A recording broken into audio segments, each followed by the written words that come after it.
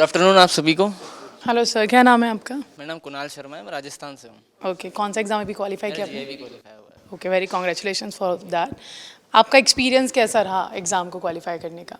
Actually मुझे पढ़ते पढ़ते यही समझ में आया कि अगर रोज़ पढ़ेंगे तो ही सिलेक्शन हो पाता। कहीं भी हो, कुछ भी करना हो लाइफ में, अगर रोज़ पढ़ रहे हैं तो ही हो पाएगा, या रोज़ कर रहे हैं उसको कंसिस्टेंसी रहती है तो ही हो पाता है। करेक्ट, एक चीज़ होती है कि मैराथन बहुत इंपॉर्टेंट होता है ना, लाइक लास्ट में जो मैराथन है बहुत इंपॉर्टेंट है।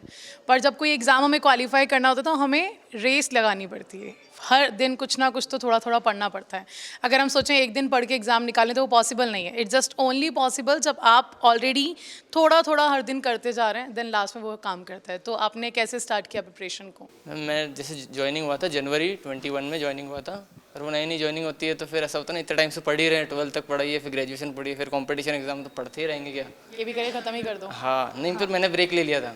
मैंने जैसे वो एक डायलॉग है ना, 3 इडियट्स का, कि फ्यूचर से इतना डरेगा तो क्या खाक जिएगा। तो इतने टाइम तक मैंने फिर ब्रेक ले लिया था। मैंने कहा नहीं, अब बाकी सब भी करेंगे, ट्रैवलिंग, घूमना फिरना, रिलेटिव्स, क्योंकि इतने टाइम तक पढ़ते आते हैं तो फिर टाइम नहीं दे पाते ना उन सब चीज़ों को।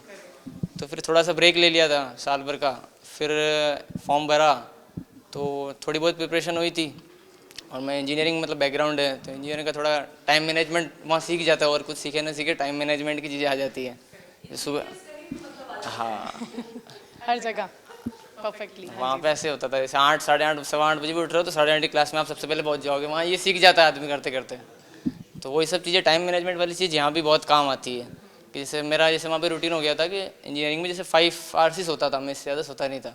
तो वो चीज़ फिर जॉब लग जाती है तो फिर रह जाता है। लेकिन वापस जब शुरू करते हैं तो कॉन्फिडेंस चाहिए होता है। सेलेक्ट कुछ भी पढ़ना हो, कुछ भी करना हो या सेलेक्ट करना है तो माइंड में क्लियर हो जाता है, एक बार कॉन्फिडेंस आ जाना चाहिए कि मैं कर लूँगा। तो ऐसे करके मैं वापस से फिर वही सुबह 4-5 बजे, क्योंकि रात को पढ़ाई नहीं हो पाती, 6-7 बजे ब्रांच से आओ और फिर पढ़ाई नहीं हो पाती है, क्योंकि फिर दिन भर एग्जॉस्ट हो चुके होते हो आप। तो रात शाम को मॉक टेस्ट लगाता था। तो गैप के बाद जब आपने दोबारा स्टार्ट किया तो क्या चीज़ थी जिसने मोटिवेट किया कि नहीं, अब मुझे करना ही यही है? एक तो ये रहता ही है इंक्रीमेंट का और प्रमोशन का। Monetary benefit? हाँ, मॉनेटरी बेनिफिट तो रहता ही है। और फिर ये जैसे मुझे घूमना फिरना ज़्यादा पसंद है, तो ज़्यादा घूमने के लिए ज़्यादा पैसे और सब चाहिए घूमना फिरने के लिए। करेक्ट। जैसे एग्ज़ाम क्लियर किया तो ही आज यहाँ आया, तो मैं 1-2 दिन पहले आ गया था यहाँ, सब जगह घूमा। तो ऐसा वो इन्हीं सब चीज़ों की वजह से मोटिवेशन आता है। करेक्ट। तो आपने सबसे पहले किस सब्जेक्ट को प्रायोरिटी दी और क्या शेड्यूल मैनेज किया आपने अपना? एक्चुअली मेरा इंजीनियरिंग बैकग्राउंड है, तो मुझे फिर अकाउंटिंग को मैंने ज़्यादा पहले दिया, क्योंकि उसमें ज़्यादा समझ में नहीं आएगा इसलिए।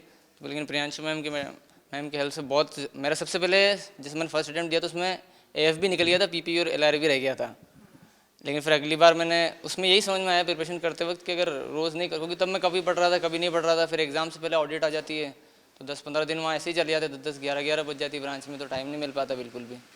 लेकिन अगली बार मैंने शुरू से ही प्रिपरेशन रखी, और वही सुबह 4-5 बजे उठना, क्योंकि सुबह ही पढ़ी, जो होगी पढ़ाई सुबह हो जाएगी, शाम को नहीं हो पाती वापस आके। ठीक, तो अब आप सीआईबी के लिए क्या स्टार्ट कर रहे हैं? सीआईबी की प्रिपरेशन अब स्टार्ट कर दी है मैंने, और अब रोज़ उसके और क्या स्ट्रैटेजी लेकर चलेंगे? वही स्ट्रेटेजी, मैं सुबह उठ के पढ़ लूँगा 3-4 घंटे, क्योंकि शाम को नहीं हो पाती पढ़ाई।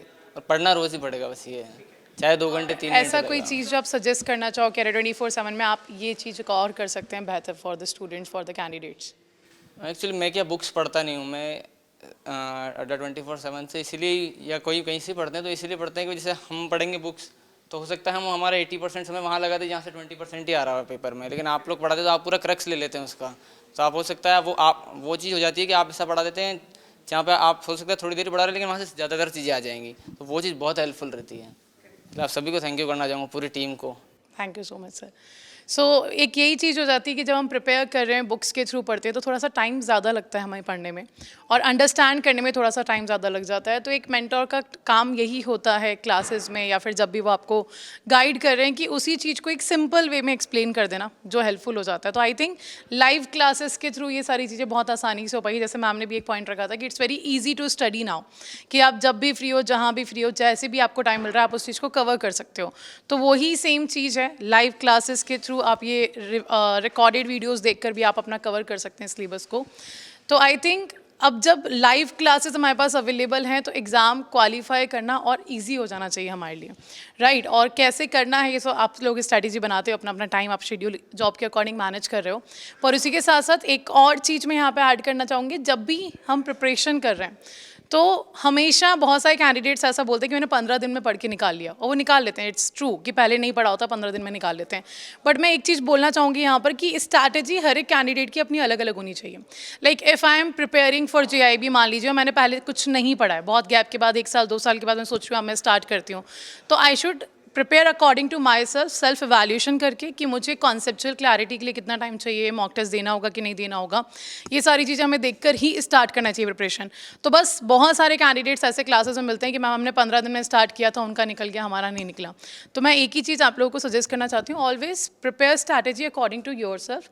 दूसरों की सक्सेस स्टोरी जो है वो आपको मोटिवेट करती है, पर वो आपका तरीका नहीं बदल सकती। आपका तरीका सिर्फ आप ही बता सकते हो, ना कि मैं या कोई और मेंटर बता सकता है कि बस इतना कर लो काम हो जाएगा, क्योंकि हमें नहीं पता आप किस लेवल पे हो। सो हमेशा अपनी स्ट्रैटेजी जब आप कर रहे हो, पढ़ाई जब स्टार्ट कर रहे हो, तो हमेशा ये ध्यान रखिए कि आप अपने अकॉर्डिंग वो चीज़ें स्टार्ट करें। So thank you sir. और कोई है यहाँ पर जिनकी अभी सक्सेस स्टोरी नहीं हुई है? हाँ जी सर, आइए।